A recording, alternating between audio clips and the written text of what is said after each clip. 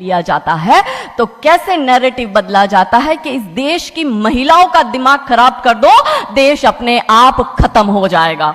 South Africa की एक बहुत बड़ी यूनिवर्सिटी में कहा गया था कि किसी भी देश को बर्बाद करने के लिए वहां पे बम, बारूद, गोला, असला दागने की, मिसाइल दागने की जरूरत है ही नहीं।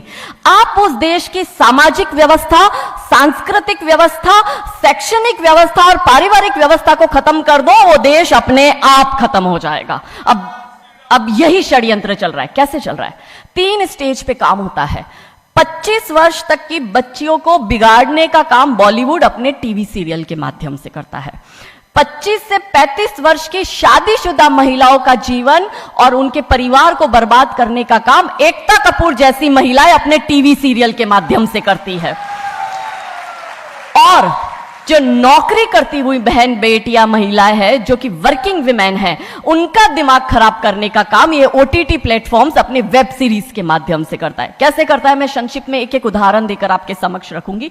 और बहुत जरूरी है कि जब हम तो एक साधारण व्यक्ति है, हम संसारिक जीवन में रहते हैं, लेकिन यहाँ पर जो उपस्थित हमारे संतगण है, महंतगण है, इनके बहुत बड़ा फॉलोअर्स ग्रुप रहता है, बहुत से लोग आते हैं, बहुत सी महिलाएं आती है। ये बात वहां तक पहुंचे क्योंकि वो यहाँ पर उपस्थित नहीं है, पर हमें पता है कि वीडियो के माध्यम से हमारे संत श्री, हमारे महंत श्री हमारी ये वाणी जो है उन तक पहुंचाएंगे कि कैसे करते हैं। ये एक फिल्म बनाते हैं 25 वर्ष की तक की बच्चियों को कैसे बिगाड़ना है। हिंदुओं के परिवारों को बिगाड़ने के, तोड़ने के षड्यंत्र चल रहा है। और सिर्फ एक हिंदू को नहीं खराब करना है, उसके पूरे के पूरे कुटुंब को बर्बाद कर देना है। तो एक भारत की महिला 2 परिवार को जोड़ती है, मायका पक्ष और ससुराल पक्ष। और हम कहते हैं कि भारत की परिवार व्यवस्था जो है वो मानवता की सबसे बड़ी देन है। तो इसी व्यवस्था को खत्म कर दो। कैसे कर दो? तो ये एक फिल्म बनाते हैं अतरंगी रे। हमारी क्योंकि दीदी भी यहाँ उपस्थित है जो कि सेंसर बोर्ड में सदस्य है, तो हम इतना उनसे विनती करेंगे कि हमारी ये बात भी उन तक पहुंचाए। सिस्टमैटिकली ये फिल्मों में लड़की दिखाएंगे हिंदू की, लड़का दिखाएंगे मियाँ भाई का, और उसमें भी दिखाएंगे कि वो लड़का चाहे अनपढ़ हो, चाहे गवार हो, चाहे आतंकवादी हो, चाहे पंचर छाप हो, और वो हिंदू की लड़की चाहे कितनी पढ़ी लिखी हो, लेकिन उसका परिवार जो है वो रूढ़िवादी है, वो रिग्रेसिव है, और उसके सामने यदि वो घोड़ा भी चला रहा है, खच्चर टट्टू भी चला रहा है, तो वो बड़ा प्रोग्रेसिव है, वो बड़ा संस्कारी है। कैसे करते हैं? ये एक फिल्म बनाते हैं अतरंगी रे। अतरंगी रे फिल्म में जो कि आज की युवा बच्चियों का लेटेस्ट क्रश है, सारा अली खान हीरोइन लेते हैं। हमारी युवा बच्ची इसको फॉलो करती है। उसमें यह दिखाते हैं कि सारा अली खान जो एक मुस्लिम लड़के के प्यार में पड़ जाती है और अपने परिवार से विरोध कर कर, उनसे लड़ झगड़ कर ट्रेन में बैठकर वो भाग जाती है। उसी ट्रेन में एक संवाद होता है उस पिक्चर के हीरो का और उसी हीरोइन का। दोनों अपनी अपनी लव स्टोरी शेयर करते हैं। तो हीरोइन पूछती है हीरो को कि तुम्हारी लव स्टोरी बताओ। तो वो कहता है कि कल मेरी शादी होने वाली है और लव स्टोरी तो मेरी लव स्टोरी है कि मैंने बचपन से जिस लड़की से प्यार किया, जिसके साथ पढ़ाई की, जिसके साथ मैं बढ़ा हुआ, उसी लड़की से मेरी बचपन की मित्र जो मेरे समाज की है, जो मेरे गांव की है, उसके साथ ही मेरी शादी होने वाली है। तो वो हीरोइन कहती है अरे ये और कोई लव स्टोरी है? ये लव स्टोरी नहीं हो सकती। तो हीरो पूछता है तो फिर क्या हो सकती है लव स्टोरी? तो वो कहती है कि मैंने एक मुस्लिम लड़के से प्यार किया है, मैं ठाकुरों की लड़की हूं, पूरा समाज, पूरा घर, पूरा परिवार मेरे खिलाफ है और मैं उन सबको ठोकर मारकर, उनकी भावनाओं को ठोकर मारकर अभी ट्रेन में बैठकर भाग रही हूं उस लड़के से शादी करने के लिए। और वो हीरोइन वहां पे डायलॉग देती है कि लव स्टोरी तो मेरी लव स्टोरी है कि मैं ठाकुर की लड़की और वो कतई मियाँ भाई, और ये है असली लव स्टोरी। तब हमारी 13, 14, 15 साल की युवा बच्ची, जिसके शरीर में हार्मोन्स चेंज होते हैं, आकर्षण होता है विपरीत व्यक्ति के लिए, तब वो आकर्षण में ये सोचती है कि हिंदू हो के हिंदू बॉयफ्रेंड नहीं रखना, हिंदू हो के हिंदू से प्यार नहीं करना। आप इतिहास में छपेगी, आपकी लव स्टोरी तभी बनेगी जब आप किसी मियाँ भाई से प्यार करेगी और उससे शादी करेगी। तो कैसे सिस्टमैटिकली ये स्लो पॉइजन बॉलीवुड की फिल्मों के माध्यम से फ्रेजाइल माइंड में डाला जा रहा है। और आज देखो कि क्यों समाज में लव जिहाद के इतने केस बन रहे हैं, और उसका सबसे बड़ा और मुख्य कारण बॉलीवुड है, क्योंकि इन बॉलीवुड वालों ने हमारी बेटियों को हादी रानी और रानी चिन्नमा रानी अब्बा का नहीं दिखाया। इन बॉलीवुड वालों ने हमारी बेटियों को करीना खान दिखाया है ताकि वो अपनी कोख से तैमूर और जहांगीर पैदा करे। ये बॉलीवुड वाले लव स्टोरी पर फिल्म बनानी है तो ये हादी रानी और राजा रावत सिंह चुड़ावत पर क्यों नहीं बनाते? मैं आपको उनकी कथा शॉर्ट में करती हूं कि राजा रावत का शादी जो होता है वो हदी रानी से होता है, मेवाड़ के राजा है, और औरंगजेब की सेना आक्रमण करने आती है। और जब औरंगजेब की सेना आती है तो राजा रावत सिंह का 2 दिन पहले ही विवाह हुआ होता है हादी रानी से। तो राजा जी की इच्छा नहीं होती कि मैं युद्ध लड़ने जाऊं, तो हादी रानी बड़े क्रोधित होते, वो कहते तुम मेरी चिंता छोड़ो, तुम अभी इस मातृभूमि की रक्षा के लिए, इस धर्म की रक्षा के लिए आप युद्ध भूमि में जाओ और आप मेरी चिंता मत करना, यदि आप बलिदान भी हो जाओगे तो मैं प्राउडली अपने आप को आपकी विधवा कहूंगी। तब राजा रावत युद्ध लड़ने जाते हैं। युद्ध भूमि में राजा रावत जी को हादी रानी की बहुत याद आती है, क्योंकि नई नई शादी हुई होती है तो नई बियाई दुल्हन को छोड़ के आए होते हैं, तो बहुत याद करते हैं। तो वो अपने दूत को कहते हैं, अभी सेना आने में समय होता है और युद्ध में भी समय होता है, तो वो कहते हैं अपने दूत को कि जा तू रानी सा के पास जा महल में और उनसे कहे कि राजा जी को आपकी बहुत याद आ रही है, आप अपनी कोई एक निशानी उनके लिए भेजो।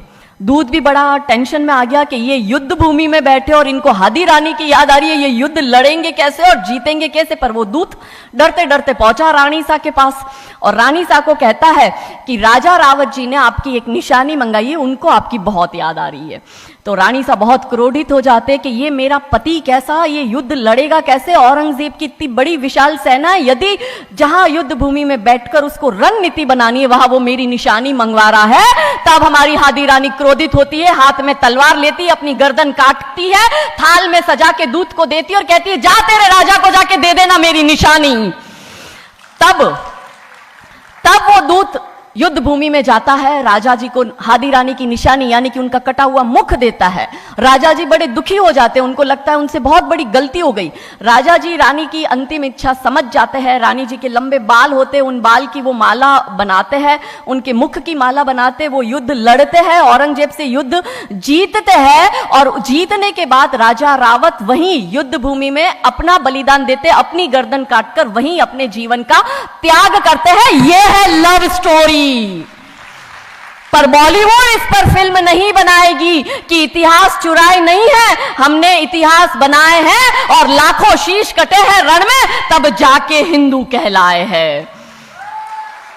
ये महान गौरवशाली इतिहास हमारा, पर बॉलीवुड इसका इतिहास हमारे समक्ष आने नहीं देता।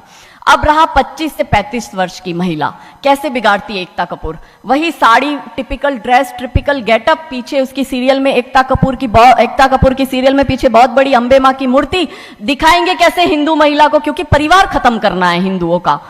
तो वो एक से प्यार करेगी, शादी दूसरे से करेगी, जीवन में तीसरा पुरुष आएगा, फिर दूसरा मर जाएगा, फिर उसको चौथा पसंद आने लगेगा, फिर जो मर गया वो जिंदा हो जाएगा, फिर कंफ्यूज हो जाएगी किसके साथ जाऊं, दूसरे के साथ कि चौथे के साथ।